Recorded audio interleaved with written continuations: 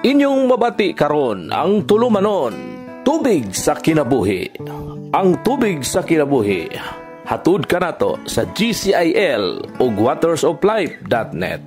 Ug karon ania si Brother Lloyd Galion. Padayon ta igso no sa atong pagtuon sa sulat ni Pablo ug dako akong pasalamat, dako akong kalipay nga ikaw padayon nga nakiguban kanako.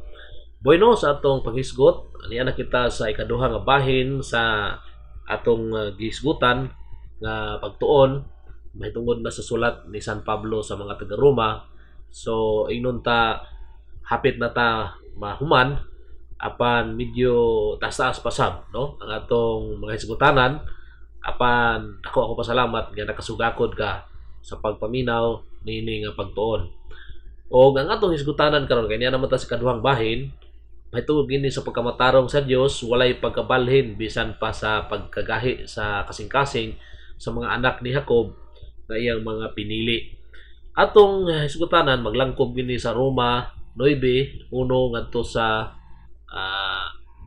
unahan nga bahin dayon moabot pa gini ngadto na sa 11 no. So mo ni ang ikaduha nga parte apan do na pag ikatulo nga bahin ini.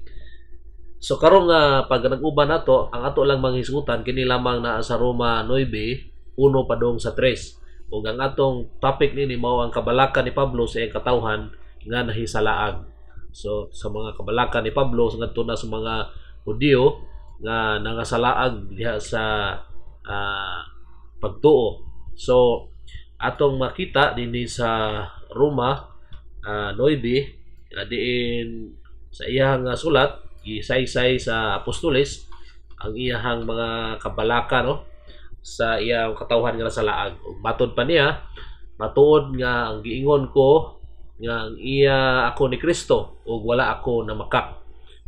Ug ang konsensya nako gilamdagan kini sa Espiritu Santo nga mao saksi nga wala ako magbakak.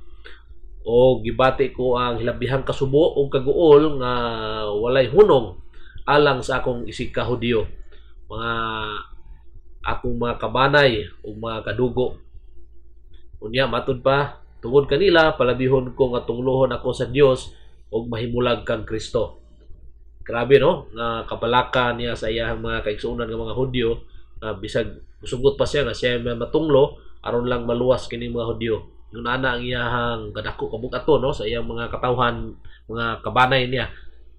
Oh, daot unta po ko nga kitang mga Pilipino inaana po ang atong batasan no sa ato isig ka Pilipino, dili nato usab sila pag dauton, dili nato sila pag sawayon o di pagha atong iduot sa panahon nga sila naa sa gigipot. Si Apostol Pablo nagsugod sa iyang pagpasabot sa sitwasyon sa mga nagbagahi nga mga Hudyo ug iyang mga katawhan gamit ang dili kasagaran nga pulong kanang giingon nga akong isulti ang kamatuoran kang Kristo. So mo ni iyang gisulti no nga akong giklaro ang akong kamatuoran ug wala ko na makak. Mo ni iyang giingon sa bersikulo 1. Wala siya maghatag og filosofiya o kaugalingon panlantaw apan nagpahayag og pait nga kahibalo ug kasiguruhan human masinati ang pag-antos nga wala nagikan sa iyaha apan sa iyang pagpabilin diha sa Ginoo, pagpangalagad diha kang Kristo. Wala siya magpaambit sa iyang kagulingong dinhuan kundi iyang gipaambit si Hesus ang nagsulti pinagi kaniya tungod kay ang Ginoo mong espirituhanong pangulo ug sa iyang mga sumusunod mao ang iyang espirituhanong lawas. So kita mo iyang espirituhanong lawas ang atong pangulo ng atong Ginoong Hesus, siya mao ang atong espirituhanon nga uluhan. O membro kita siyang lawas mao nga kung siya naglihok moapil kita sa paglihok kay sakop man ta kaniya. Si Pablo nagkumpirma sa mga magbabasa sa iyang sulat nga iyang sinsirong pagsugid no matuod kini pinagi sa pulo nga ako nagsulat uban sa akong konsensya saksi diha sa walang espiritu. So tin-aw nga iyang yung kining gisulti pinasikad sa conviction no sa Holy Spirit ang akong Kristo nga manuluwas kinsa espiritu sa kamaturan nagapanglihok.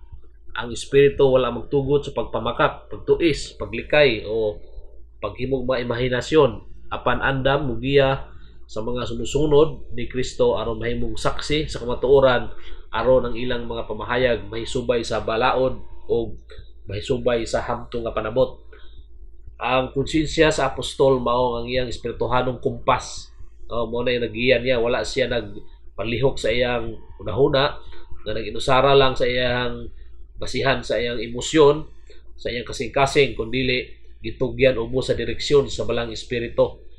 Oo. Kining balang espiritu nagpamatuod sa kalinaw sa iyang konsensya o sa iyang pulong nga matin-aw gayod, o mao nga iyang testimonya matuod gayod. Unsa man dayon ang testigo ni Pablo human ning maong konsiderasyon. Gipamatud-an niya nga aduna siya dakong kaguol alang sa iyang mga katawhan. Ang apostol kanunay nga bibati o labihan nga kaguol alang sa iyang mga kaigsuonan o sa iyang mga higala. Kini nga tumang kaguol tungod sa pagpadayong espirituhanong pagbagahi sa nasod sa Israel sa ilang inunta pagsalikway sa Ginoo. Iya kining gidadala sa iyang kasing-kasing kay nahasol siya may tungod na niini. Ang kaguol ni Pablo misangko sa iyang pagtinguha nga bisan pa nga siya nalay malaglag ug pas-anon niya ang silot alang sa iyang katawhan. Mao lamang kining paagi aron sila maluwas. Ang iyang gugma sa iyang katawhan dako kayo nga gusto niyang isalikway siya ni Hesus o isalikway siya sa kaluwasan aron lang maluwas ang iyang katawhan. Gitin-aw ni Pablo nga iyang nahisala ang katawhan isip iyang pamilya o iyang tribo. Iyang giila sila nga mga kaliwat o gigsuon kay managsama lamang ilang gigikanan. Andam siya mutugyan sa tanan aron lang sila maluwas sa kasuko sa Dios. Ang inaot sa ko kita nga mga Pilipino nga inaani sa mga kinaiya nato kung asa kita dili nato iduot ng atong maigsuon kung dili atong tabangan. Ug nantay ka naapot tay dako nga kabug-aton alang kanila. Pag-ampo taigsuon pag-ampo ta Ginoong Hesukristo mihilak ta tungod sa Jerusalem o nag-antos tungod sa pagkamasupinon o pagkatiga sa imong katawhan. Apan imong gipasaylo sila sa imong mga kasalanan ibabaw sa cross sa dihang miampo ka. Amahan pasayloa sila kay wala silang sayod sa ilang gibuhat. Abangi kami o Ginoo sa paghigugma sa among isig kaigsuon sa imong katawhan ug anda mo anto sa ilang pagpadayon sa walay pagtuo ug mag-ampo alang kanila.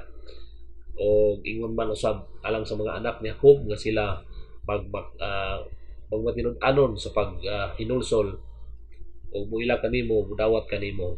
Amen. Dunay mga pangutana igsoon, unsa ang rason sa laom mga kasubo ni Pablo? Unsa ang giandam ni Pablo aron isakripisyo alang sa kaluwasan sa iyang katawhan? Daghang salamat sa imong Inyong nabati ang tubig sa kinabuhi. Kung aduna kamoy reaksyon, pangutana o opinyon, i-text ka na sa 0908-426-7070 o kaha 0906-7909-298. Sa dugang pagtuon o pagpaminaw, adto sa watersoflife.net, i-click ang Cebuano. Daghang salamat sa imong pagpaminaw.